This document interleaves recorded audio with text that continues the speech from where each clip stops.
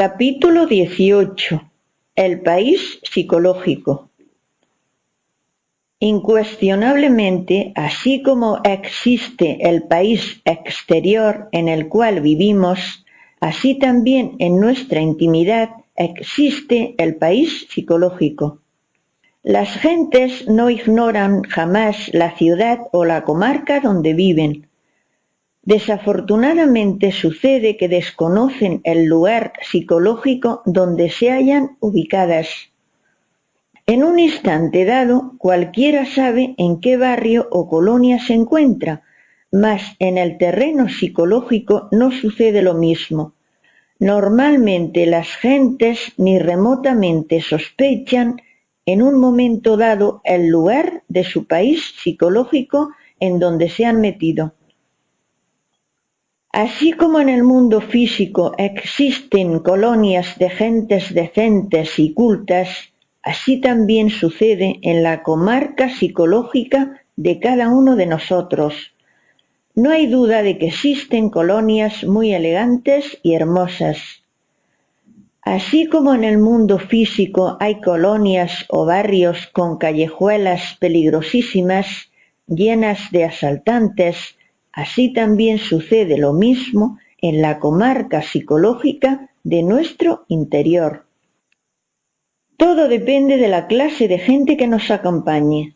Si tenemos amigos borrachos, iremos a parar a la cantina, y si estos últimos son calaveras, indubitablemente nuestro destino estará en los prostíbulos. Dentro de nuestro país psicológico, cada cual tiene sus acompañantes, sus yoes. Estos lo llevarán a uno a donde deben llevarlo de acuerdo con sus características psicológicas.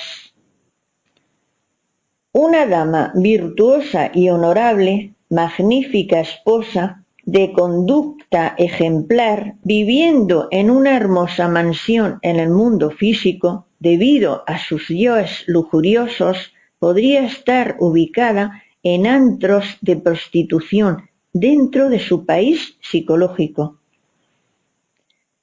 Un caballero honorable, de honradez intachable, magnífico ciudadano, podría, dentro de su comarca psicológica, encontrarse ubicado en una cueva de ladrones, debido a sus pésimos acompañantes, yoes del robo, muy sumergidos dentro del inconsciente. Un anacoreta y penitente, posiblemente un monje viviendo austero dentro de su celda en algún monasterio, podría psicológicamente encontrarse ubicado en una colonia de asesinos, pistoleros, atracadores, drogadictos, debido precisamente a yoes infraconscientes o inconscientes, sumergidos profundamente dentro de los recovecos más difíciles de su psiquis. Por algo se nos ha dicho que hay mucha virtud en los malvados y que hay mucha maldad en los virtuosos. Muchos santos canonizados aún viven todavía dentro de los antros psicológicos del robo o en casas de prostitución. Esto que estamos afirmando en forma enfática podría escandalizar a los mojigatos, a los pietistas o a los ignorantes ilustrados, a los dechados de sabiduría, pero jamás a los verdaderos psicólogos. Aunque parezca increíble, entre el incienso de la oración también se esconde el delito. Entre las cadencias del verso también se esconde el delito. Bajo la cúpula sagrada de los santuarios más divinos, el delito se reviste con la túnica de la santidad y la palabra sublime. Entre los fondos profundos de los santos más venerables viven los yoes del prostíbulo, del robo, del homicidio, etc. Acompañantes infrahumanos escondidos entre las insondables profundidades del inconsciente. Mucho sufrieron por tal motivo los diversos santos de la historia, Recordemos las tentaciones de San Antonio, todas aquellas abominaciones contra las que tuvo que luchar nuestro hermano Francisco de Asís. Sin embargo, no todo lo dijeron esos santos, y la mayor parte de los anacoretas callaron. Uno se asombra al pensar que algunos anacoretas penitentes y santísimos vivan en las colonias psicológicas de la prostitución y del robo. Empero son santos, y si todavía no han descubierto esas cosas espantosas de su psiquis, cuando las descubran usarán cilicios sobre su carne, ayunarán, posiblemente se azotarán, y rogarán a su divina madre Kundalini elimine de su psiquis esos malos acompañantes que en esos antros tenebrosos de su propio país psicológico los tiene metidos. Mucho han dicho las distintas religiones sobre la vida después de la muerte y el más allá. Que no se devaneen más los sesos las pobres gentes sobre lo que hay allá del otro lado, más allá del sepulcro. Incuestionablemente, después de la muerte, cada cual continúa viviendo en la colonia psicológica de siempre. El ladrón en los antros de los ladrones continuará. El lujurioso en las casas de citas proseguirá como fantasma de mal agüero. El iracundo, el furioso, seguirá viviendo en las callejuelas peligrosas del vicio y de la ira. Allí también donde brilla el puñal y suenan los tiros de las pistolas. La esencia en sí misma es muy hermosa, vino de arriba, de las estrellas, y desgraciadamente está metida dentro de todos estos yoes que llevamos dentro.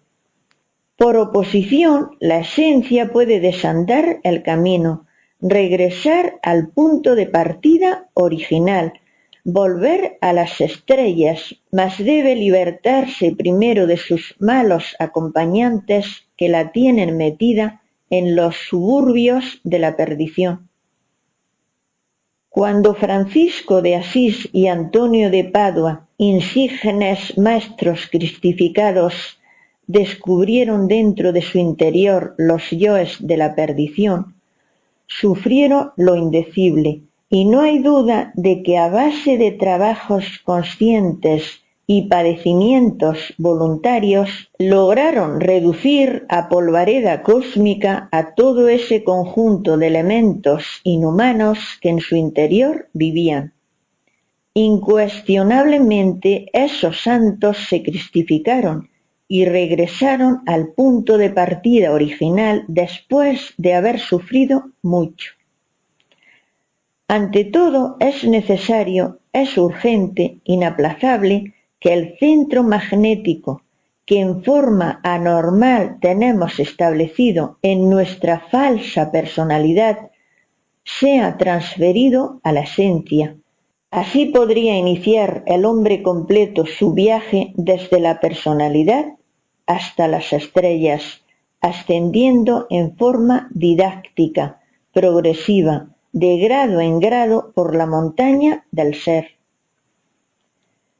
En tanto continúe el centro magnético establecido en nuestra personalidad ilusoria, viviremos en los antros psicológicos más abominables, aunque en la vida práctica seamos magníficos ciudadanos. Cada cual tiene un centro magnético que le caracteriza. El comerciante tiene el centro magnético del comercio y por ello se desenvuelve en los mercados y atrae lo que le es afín, compradores y mercaderes. El hombre de ciencia tiene en su personalidad el centro magnético de la ciencia y por ello atrae hacia sí todas las cosas de la ciencia, libros, laboratorios, etc. El esoterista tiene en sí mismo el centro magnético del esoterismo y como quiera que esta clase de centro se torna diferente a las cuestiones de la personalidad, indubitablemente se sucede por tal motivo la transferencia. Cuando el centro magnético se establece en la conciencia, es decir, en la esencia, entonces se inicia el regreso del hombre total a las estrellas. Fin del capítulo 18.